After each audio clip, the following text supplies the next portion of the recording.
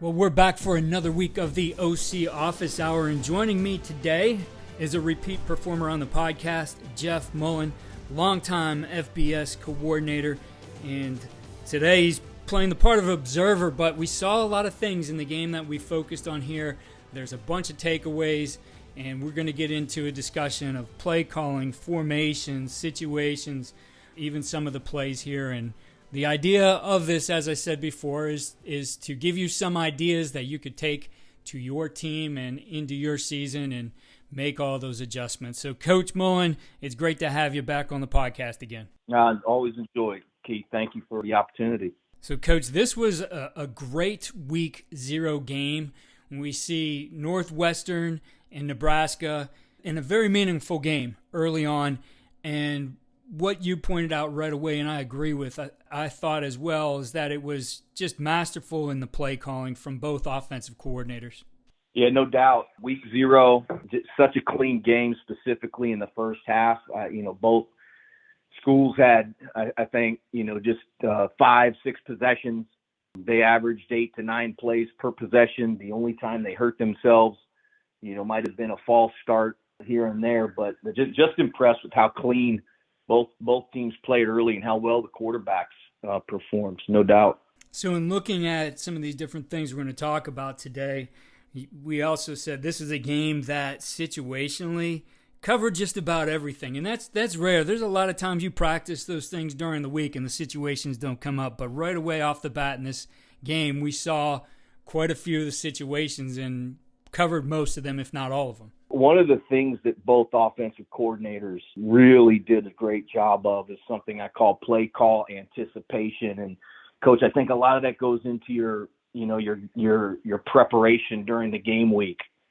And then, having the ability to have someone chart it for you. And we've talked often at the Big O system about breaking down defenses into 3 groups, just base defense, rushing 4, a blitz defense, rushing 5, and then a zero defense, rushing 6 or more. And having the ability to chart that in game and really get a sense for it. I thought early in the game, Nebraska was a very heavy second down 5-man blitz team. And I thought Mike Majakian hit them a number of times with great play calls. A couple of those screens that popped and some of the runs that he called. We have a thing where, like to run inside zone right into, inside or outside zone right into the teeth of the blitz. And I thought Mike hit that on the head a couple times on second down and really kept his team alive. And then, there was early in the game where there were a couple of third downs for Nebraska where they ran an inside run right into the teeth of a safety blitz. And then the second time they had it, they were able to throw the ball and keep the drive going. So the play call anticipation by those two guys, and then just having to deal with coming out, going in on the goal line. Again, all the third down conversions. I think Nebraska was 7 for 9 in the first half, how well they did. The 2-minute offense, there was a moment there at the end of the half where we were trying to get a field goal. And then at the end of the game, the 4-minute offense of Northwestern to ice it. And then another shot, the 2-minute offense, where they were trying to win the game and ended with a pick. So just a really good job, I thought, by both teams being prepared. And other than a couple of plays going either way, well executed in all those situations. Definitely. Now I'm going to step back to something you said there with play call anticipation. Certainly as a coordinator, you get a feel for those things, but the information that you get during a game is important too. And I've always been interested in seeing what people do from a charting perspective, because it's really that balance of trying to get everything versus getting what's necessary so that you can start to anticipate, so you can make those adjustments, so you can call your plays a certain way. So what was the format of the chart that you guys would use or that you put together within your system? Coach, you hit it right on the head. Too much information as a play caller in game, especially when you're a tempo team, right? When you're not sitting in the huddle and discussing what just happened and what we're anticipating on second down, the ability to see it coming before the drive even starts, and then you hit that second along and you call that play real fast, anticipating something. You can't have too much information. So again, what we did on game day, coach, is literally with a big ballpoint pen, write down on the left side a column, first down, second down, third down, and then across the top by series, first series, second series, third series, fourth series, and then made a grid. And then within each box, I would just have someone chart base, blitz, or zero. Like you get a sense of what kind of blitz there is on their call sheet during the game, right? The NCAA blitz, corner fire, safety pressure, whatever it is. But at the end of the day, it's still a five-man pressure, and a lot of times it's either a field or boundary pressure that you can get a sense of from that DC in that moment during that game, again, while you're calling it fast. And so one of the things we would do is, and I did it during this game, is I just charted, noticed that, nearly every second down, Nebraska was bringing a five-man pressure. And sure enough, late in the first quarter, early in the second, the third, fourth series in there, Jakin stuck them a couple times with some really, really good play calls. And I'm certainly not in his head, but I'm thinking that he had that anticipation and some sort of, chart to help him through that process. Yeah, I like how you do that chart, and it's a lot like how we would identify in our breakdowns. I think really knowing how many guys are coming is important, right? You see today with the Sims and Creepers and everybody standing up on the line, the double mugs, and then of that sometimes only three guys come, right? So it wasn't a pressure, or they bring four. It really starts to how does this affect the protection? So to just say that everything's a blitz because a linebacker came doesn't necessarily give you a true picture of what's happening. So I like how you break it down like that into those three categories, and certainly that makes it much simpler as a play caller when you can start to see the bigger picture like that. Where they line up is important, and you've got to have a good sense of that, right? But where they wind up is more important, right? So, it's not where they line up, it's where they wind up has been a term that people use all the time on, say you're coaching kickoff return and you've got people crossing, coming down, and you're counting right to left 1 to 10. It's very similar philosophy in terms of, all right, let's just get this thing down to the nuts and bolts of what is the philosophy behind this call. Is it a four-man rush, dropping 7? Is it a three-man rush with max coverage on third and long? What's the tendency there? And just don't get into specifics on what is it. Is it a 4 under 4 deep coverage or a 5 under 3 deep coverage? I mean, you see the game. You have a smell for what that is. But the key in that moment is to know that, okay, listen, I can probably get away with empty or a five-man protection. And I noticed in this game as well, it felt like Nebraska and Northwestern both had a thought process out of empty. I'm certain that they had a chart where, by formation, is there an empty check? There were a couple huge third down conversions out of empty by both teams with perfect play calls. So I felt like where people wind up based upon a down a distance or a certain formation or personnel group, through very easy charts like that, I think really helped those two guys hit some play calls right on the head. Now, one of the things you pointed out in this game that there was the use of a lot of 12 personnel, and in the Big O offense, which we talked about on this podcast before, reading the triangle is a big part of it, but you think about 12 personnel, it starts to take the heat off of the quarterback because he has to read less. So talk to us about what you saw with that 12 personnel and go into some detail there on how it does affect the way the quarterback's going to look at things. Absolutely. First of all, if you have 12 personnel and can show with those kids a 10 personnel set, now you're cooking with grease, because you can get in what appears to be a 2x2 or 3x1 detached 10 personnel look. And then as fast as you can on the next play, get into the two tights trips look that Northwestern, hit heavy on in the second quarter. And again, quickly, I do want to make a point about tempo. The key in tempo is to not go fast on every rep. Both those coaches did a great job, I think, of saving their defenses from long drives the previous possessions. They showed tempo, and then they would hard count with the same personnel, and then, of course, change personnel at times. But I thought they did a great job of mixing tempo with the ability to show fast tempo on every rep. I think that's crucial. But when you get in 12 personnel in the traditional look, now you have the ability to put 7 hats on 7 defenders. Every defensive coordinator is going to have the A, B, and C gap, both sides of the ball defended with every front, whether it's an odd front or even he's getting fired if those 3 gaps aren't defended. So with 6 human beings identified as the box on defense, when you add a 7th hat out of 12 personnel, you now take the perimeter player to the side of the ball off the board as well. Call it the field nickel spur or the boundary quartered safety. In any event, if you take that hat off the quarterback's read, calling it a 7-on-7 blocking scheme, as opposed to a 6-on-6 out of 11 personnel. One of the things you do is now all you have to do is take note of the 2 safeties.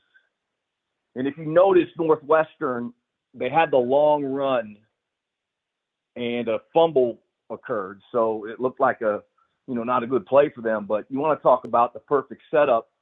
They got into a king trips look, ran it to the nub, got the boundary safety or corner, however they defend that personnel-wise on defense, got that extra hat blocked, and there was nobody left with the middle free.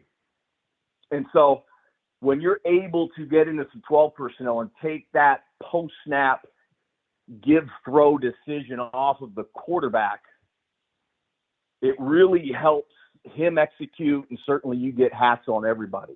Turns the triangle from 3 defenders on the perimeter into more of a stick, we call it, just finding the 2 safeties, because the D-gap defender, the I'm here, the fit player, whatever you define that play side guy as, that guy's got a hat on him by the 12 personnel tight end. Yeah, it's something if you have 12 personnel. And that's the hardest thing, no doubt. Even in college, it was tough sometimes for us recruiting. Yes. To find 2 kids that could split out and run 4 verts and also get in the box and put a face on you. Yeah, 100%. I know when I took over at BW, we were a 10 personnel team, and at that time too, it was a 10 personnel world. So it was hard to find high school offenses that were using tight ends as well. So it started with a bunch of conversions, quarterbacks who were bigger, receivers who were bigger, and we're going to grow into it. But, we started to really develop that group, and it just added another dimension to our offense, and certainly is something you take advantage of. But the other thing I found is that, you have to have a plan to coach up that position as well. And I think it's more than just, we're going to, put these guys with a tight end coach. And I know some staffs aren't necessarily equipped that way, so the guy maybe gets bounced around between offensive line and receivers, and I'm thinking more at the high school level with a limited staff. But I think having a plan for them that goes beyond, you go run your individual is important. And I know one thing we did, because we were really big on the play action and their involvement in that, is not every day, but usually one time a week, and we would make it a quick period and get a lot of reps in, but we would do a big man skelly period. So we weren't using really any corners in this, and the quarterbacks, weren't throwing to the receivers, which, put the focus on how we're going to get these routes open and, read it a certain way to get these guys the ball. And I know that made those guys much more effective, and it made the quarterbacks, I think, ability to see those guys, right? Because they're running through traffic, running their drags or their shallows or whatever it might be, or, using their bodies in space rather than beating people vertically on things like 4 verts. Those are important things to really work with a quarterback and work with those players. Yeah, no doubt. The bigger your personnel group, the easier it is for a quarterback. I mean, period. The 10 personnel quarterbacks have to be extremely talented between the ears and with their arms and legs, because you're gonna lack the numbers on a lot of occasions. So, the bigger personnel you can get to, I think the easier it is for any quarterback at any level. I will say one of the things we did, and I think you see a lot of colleges doing this, is having an inside receivers coach and an outside receivers coach. And for us, the inside receivers coach then had to be the dude. So let's just put in our heads, we're in 10 personnel. We're on the left hash. We're 2x2. The boundary Z and the field S are the two inside receivers. When we go to 11 personnel, we take the Z off the field and put the H in, right? That's the hybrid tight end fullback. Everything the Z does from a route concept, the H does. There's no new teaching. There's no new routes. There's no new anything. All right? Anything the Z does from in the backfield, the H does. All right? It's just a different body type. And then the same thing with, blocking or meshing or being the pitch back or whatever it is. And the same thing with the slot. When we go 12 personnel, then we take the S out and put the Y in. You got to look at offenses, 9 humans on the field that never change. 2 outside X's, 5 O-linemen, a quarterback, and a tailback. Clearly, you're going to sub people in and out. But those positions stay put, and then you have what we call adjusters. The Z and the H, and the S and the Y. And again, ZS 10, HY 12. But the key is that the guy who's coaching those 4 positions, even though physically they're a lot different, the rules in the playbook are the same for the Y and the S and the S and the H. So if we're in 12 personnel I-Pro run and drive, the H is going to have the shallow and the Y is going to have the dig, no different than 10 personnel drive. The Z is going to have the shallow and the S will have the dig. So there are some ways behind the scenes within your book and system you can make that easier, but there's no question, Keith. That's always been the hard thing, is not only to find the body type that can play in and out, but how do you break it down as a coaching staff? Coach, getting back into the situations, there was a lot of the situation that you call black zone. So talk to us about, number one, what the black zone is. I think we might have talked about that on a previous podcast, but we could use a refresher. And then some of the things that you saw there that you liked. Yeah, first of all, by definition, your goal line to the -10 is the black zone. When you do end of season cut-ups, it will only populate, 10 to 15 series over the entire season. Nebraska had 2 in the opener. So, that was something that really caught my eye. A couple of thoughts coming out of that, and certainly Coach Whipple had the same thoughts we did, where you're going to 100% down there getting too tight, create long edges. Again, take any type of triangle pressure reads off your cue. You're definitely going to run inside zone. Stay away from pullers down there. There's a lot. Don't get me wrong. I love power and counter. Huge part of what I think every high school and college and pro team should carry. Always got to give the center an out with a block back. If you're asking him to reach the front side A gap on inside or outside zone all day, you're really putting a lot of pressure on him. But down here coming out, it does eliminate the chance for run-throughs and minus yardage plays. I thought I did a good job with that. And then, carrying an 8-man max protection, I thought is really important, just to take a shot, try and win the drill. But I was really interested in I thought Coach Whipple did a great job and might have got booed out of the stadium by the fans. But, it was, I think, 3rd and 7 on his own 3-yard line, and decided to run inside zone on 3rd down there out of 12 personnel, get it to the 5, which is crucial. And honestly, it has to be your first goal coming down there. As we all know, the punter needs that type of depth, so you're not in tight punt. And the Nebraska punter then was able to turn the field over. And I think the Northwestern started on it was the 45, but he did get it across the 50 because of that play call. So I thought that was a really good job by Coach Whipple, being prepared, having his kids ready, taking a shot, and certainly not giving up points on that possession to Northwestern. With that area of the field, again, it's something that doesn't come up every single week, but you have to practice it every week. When you look at putting together a game plan, what's the philosophy of, beyond some of those things you said, right? No pullers, etc., carrying something week to week that's very similar, maybe gets a few adjustments formationally, but how similar does your game plan stay there so that over the course of the season you're repping it more and more each week and it's not changing? That's exactly the point. It's 100%. So Tuesday was the big padded day for us in college. We would, every Tuesday, the situations we worked were coming out, the black zone, going in the brown zone, which you saw Nebraska also have to execute there from the 3-yard line in, goal line offense. And then third and short. Those were the three big things we hit on Tuesdays, big padded practices. And we got after it pretty good in those practices. But one of the things that our kids knew, every Tuesday on a 5-minute period, we were going to run 4 plays in the black zone. They were going to be the same philosophy. It was going to be an inside zone out of 12 personnel with long edges, as creative as you can get there. We were going to have outside tags with hitches and speed outs, nothing that came inside that could get tipped or deflected for a pick. We were going to take an 8-man pressured shot. We were going to have the quarterback sneak, which I think is crucial on the, if you have it on the -1, or inside the -1, I should say. And then we were going to have a third down call. And the only third down call we would carry there, at the college level, if you've got holding, when your football or your quarterback has the football in the end zone, that's 2 points.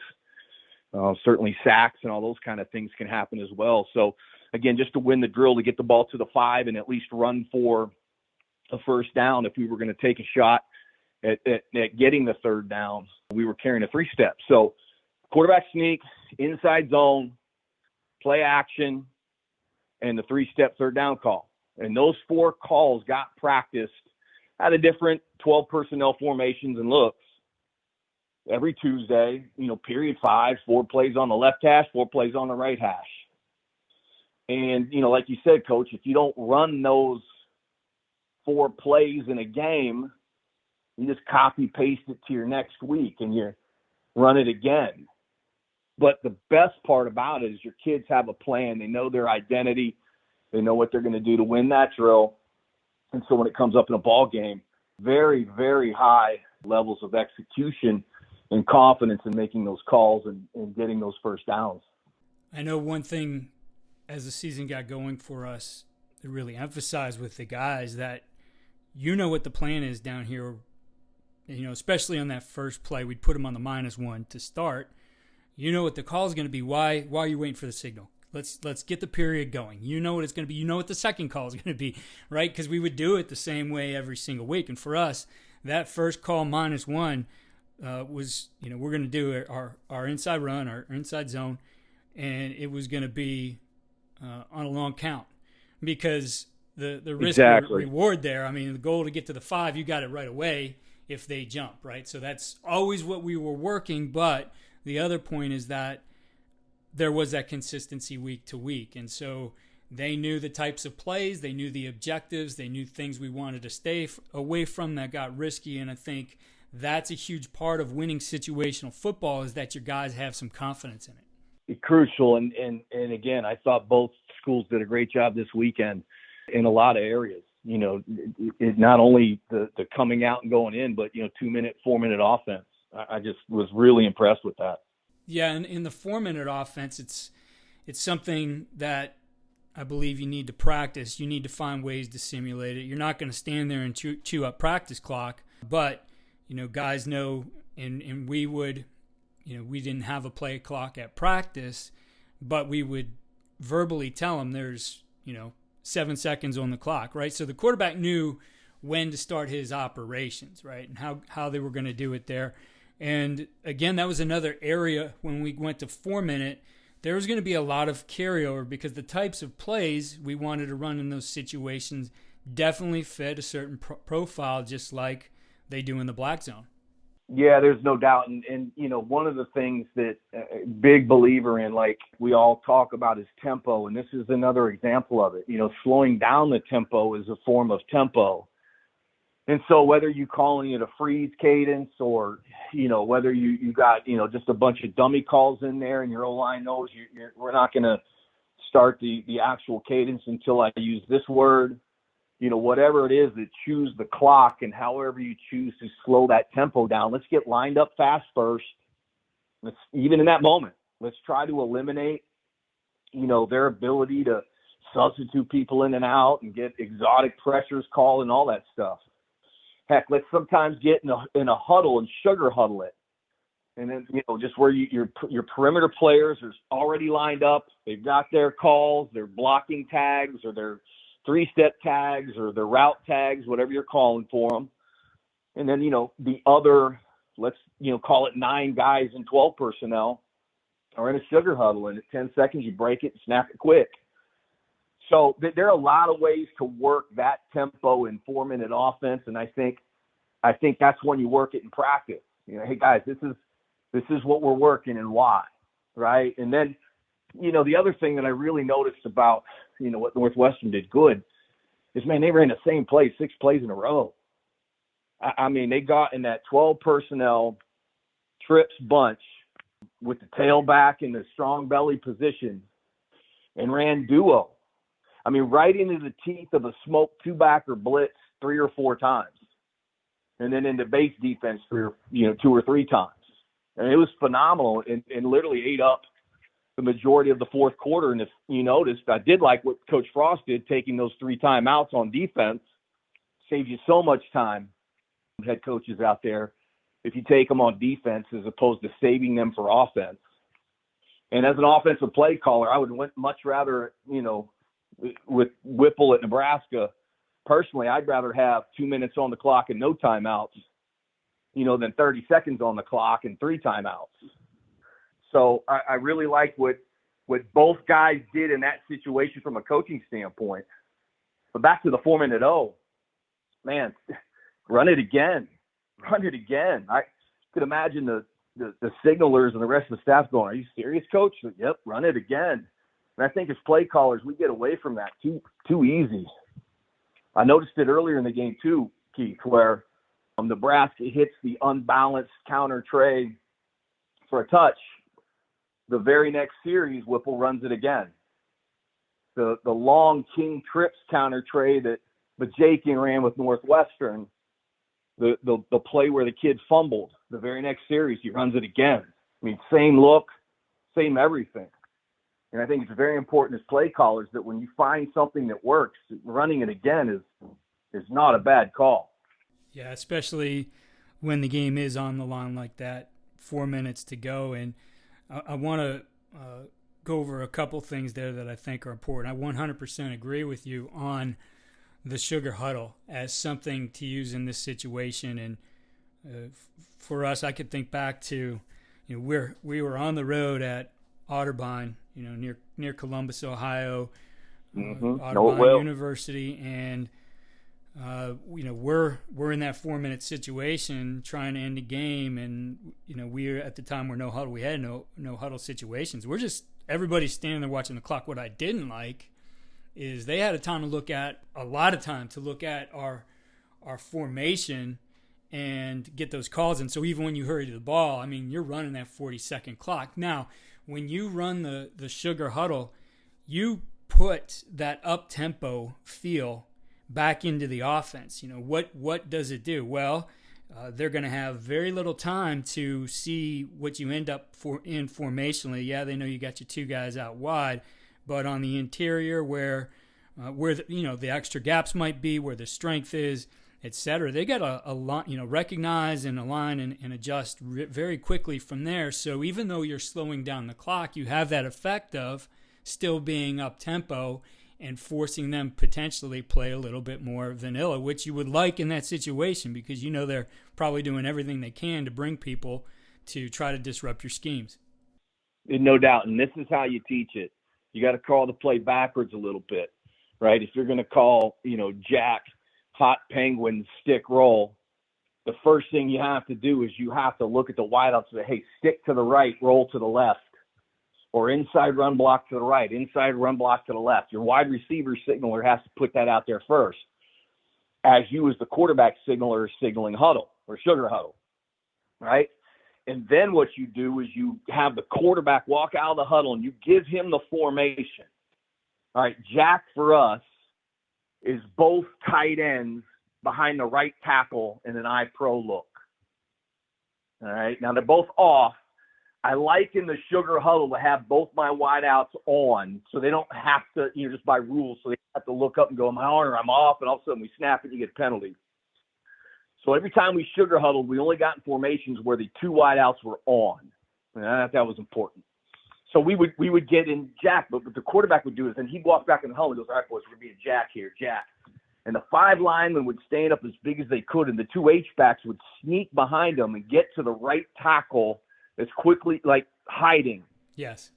When we broke the huddle, they could get right into jack. And then with 10 seconds, he would come back in and again, all right, boys, let's go jack, hot penguins. Ready, break. We'd sprint the line, say ready, go, and snap power to the right as fast as we could. And so that you're right. You get to eat the clock, but you're hiding the strength of your formation.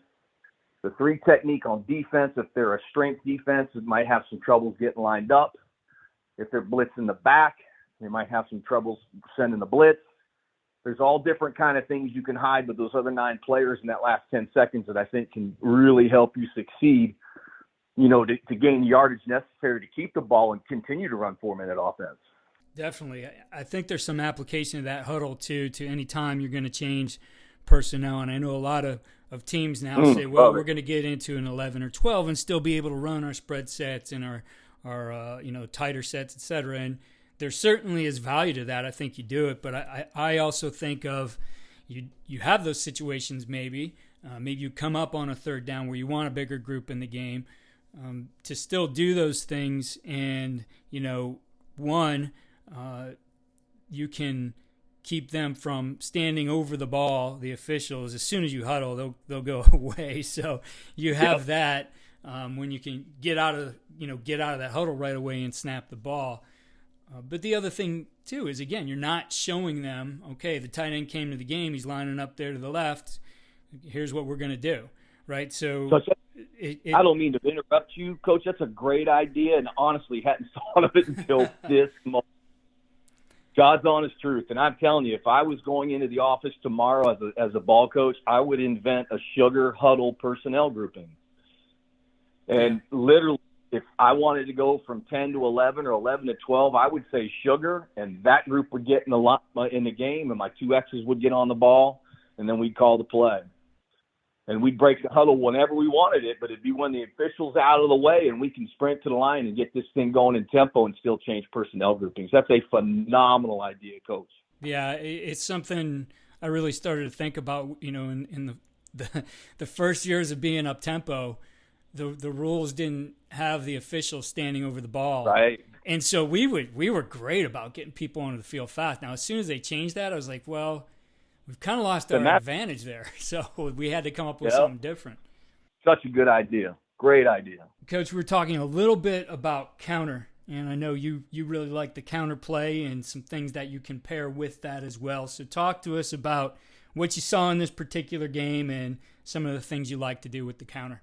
Yeah, first of all, the ability to save your center. I mean, that was the thing. I used to be a zone-only guy because I was a tempo-only guy and started as a throw-only guy, right? And I shouldn't say started with that, but went through that process and really didn't understand how necessary it was to always carry gap runs and the reasons for your center. When the center, every O-line coach will tell you, when the center gets an opportunity to block back, he's air quotes, taking a rep off. reaching a human being in the front side A gap, whether it's on an inside zone or outside zone technique, whether it's with hand help or not, you do that all day long, that's difficult, right? You're going to get short necked quickly. So I love the counter. I love the power for that reason alone. But in this particular ball game, I really loved how both coaches ran it out of multiple sets. Again, whether it was back to the nub of the, two tights trips look at Northwestern, the 11 personnel unbalanced look that scored for Nebraska, having the ability to take that play and run it out of multiple sets. And again, running it with tempo and not with tempo. Boy, you can build a game plan off of that, because we're seeing a lot guard pull type play actions, whether they're just the pop pass reads or, downfield shots. You're seeing that type of action, if you're carrying power and counter, and specifically counter from a protection standpoint, you're going to really help your football team. And then the other thing, Coach, just on counter, I know there's a big debate upon, is counter and power for that matter. Is this a man scheme where my pulling guard, if we're seeing wrong arm up front to the H, okay, let's just go ahead and run counter. We're talking counter. I'm a guard H counter team, but it doesn't matter if you're a GT or a GH for the purposes of this conversation. But let's say the right tackle's gapping, the left guard's pulling to kick, and he gets wrong arm. What do you teach the H, right? The debate is, should he bounce for the play side linebacker, or should he dig and hold the A gap open, knowing the play side linebacker is going to scrape out to the C gap and be a non-factor if the running back's taught correctly? And that's the way we've always leaned, Coach, whether it's if you're running power and the H gets wrong armed, the pulling guard's now taught to hold it open. The A back is taught front side A to back side A off the back block. And on counter for the H, if the guard pulls and the H, we teach him to hold it open. And again, the tailback, we want front side A to back side A. Big believer in that part of this offense. I think sometimes when you talk power and counter, you take away from that and try to get hats on hats, trying to match what the defensive coordinator is giving you from a technique standpoint up front. I think you lose some of the toughness and grit from that play that it just naturally gives, and the ease for the O-line to naturally execute it. And then, of course, if you are getting a lot of that, I think it's important that, you carry the power bounce and the counter bounce and play actions off of it. So as a play caller, you can at least help your kids if the wrong arm's getting too difficult. Yeah, you have to have some answers for it. Just like you said, your center having to reach all game, it becomes a difficult thing. Well, if you run a lot of counter, your guy who's kicking out, him getting wrong armed all game is going to be difficult for him too. So you have to have some things that are going to be change ups, right? You throw those guys a curveball, and now that guy maybe isn't so quick to aggressively wrong arm that it just slows him down a bit and makes it easier for your guy. It's no different than you're talking about a wide receiver. Say he's an inside receiver and he's got to run, his vertical route. But if these two blitzers comes, he has to convert it to a hot route. You can execute and teach that, and that's sound teaching, but that's more difficult on that kid. You're an outside receiver, and at 15 yards, you're supposed to come back, or if you're even, then you're leaving, then you take it. And again, that's coachable, and a lot of people do it, and, or you can take those decisions off of the kids and put them in a good position with your play call, because you're getting good information from the top, your kids, you're trusting your eyes and you're calling the game instead of just picking plays off a sheet and hoping the kids don't screw it up. So I've always, leaned towards trying to help the kids as much as possible, whether it's a wide out on conversion routes, or a puller trying to read a log or a insert type of pull. And, I feel like it, especially if you're young, if you got a young team and not as talented a team, taking stuff out of their head is going to help them on Friday night for sure. 100%. I'm with you. It took only 2 interceptions for us to abandon that. If you're even, you're leaving. That rule. Stopped coaching that a long time ago. Yeah. So I agree. Trying to, in anything you do, I think you have to have those answers built into your game plan. You need to look at how you're attacking different people. As an example, I think for a long time, in the 10 personnel era, when it was just a ton of inside zone, you think about what did those defensive ends have to prepare for? Well, they were going to be read and left alone by the quarterback, or someone was trying to reach them on a combo, and that was it. They didn't have a whole heck of a lot to prepare for. But now when, maybe we're going to kick you out, maybe we're going to come right at you, maybe we're going to go away and read you, maybe somebody's going to come down on you from the outside because we have a tight end in the game. So as you start to do more and more of those things, it makes it more difficult on that defender. You're starting to stress him out. And, it goes in your pass game. We were way back to my first year as a head coach, and we needed a really good quick game because we couldn't protect long. We weren't very big, so the way that quick game was effective was, that defender was, he was going to have something thrown in front of him, he was going to have something thrown behind him, inside of him, outside of him, all those things throughout the game that didn't just let him sit in one technique and try to anticipate and play us. So I think as you can have that mix for all your guys, and especially I think there's guys you have who can really handle just about anything, even when it's difficult. But you have those other guys that you better think about, how am I game planning to help this guy out, which is what you've really had as the theme through all of this, right? Make it easier for that guy. Yeah, no doubt. And I, just a couple things, man. I love this conversation.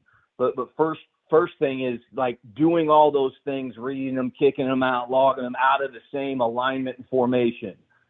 I think that's a big part of it as well, carrying your answer plays out of identical looks. So pre-snap, he can't get a H-back alignment, tailback alignment, slot on or off, offensive lineman, wide splits, short split, up or down, all those type of things if you can marry them together. And then just going back to the reason for this call, Coach, the start of the game with Northwestern and Nebraska was kind of a tale of two different thought processes. And I agree with Coach Whipples on this one with Nebraska.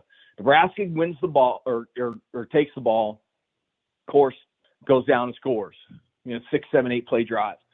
Northwestern, on the other hand, after the score, they've got it was a pretty decent drive, 6, 7 plays, but man, there was a false start. We had to take a timeout. We had guys on and off the field. And this conversation of keeping it simple for your kids, I think keeping it simple early also matters. And I say that from a play caller standpoint.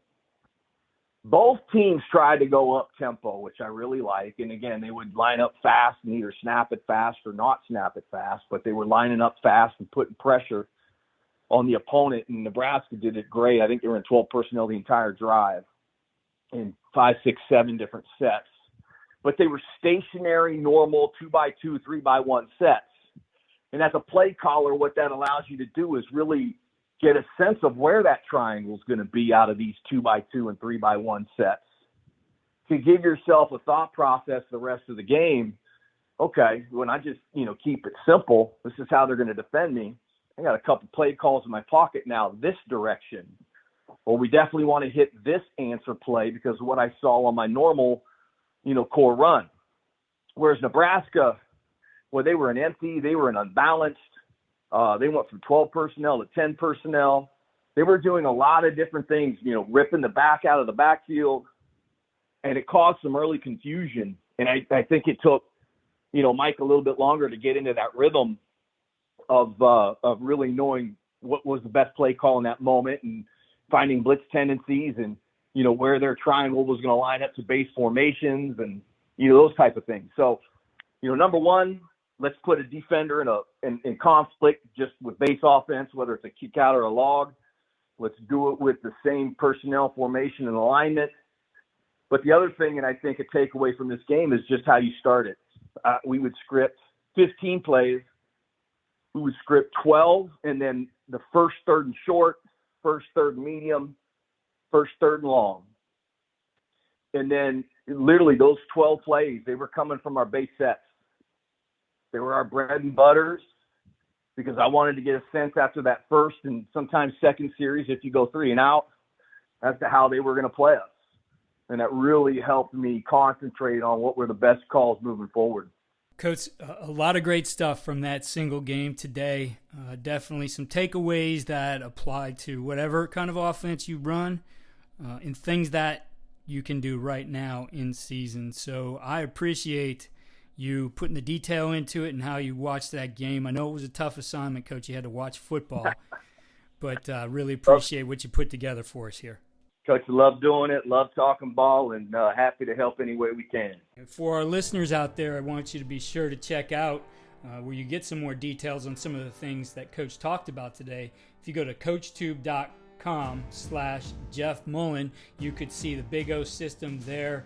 He's got 11 courses on there now, which provide a lot of details about some of the things that you have here. I'll link those in the show notes and make specific reference to some of those that fit the different topics that we were talking about here. And Coach, we'd certainly love to get you back here later in the season and talk some more ball. Always here for you, Coach. All right, Coach. Take care, and listeners will be back again next week with another offensive coordinator on the OC Office Hour.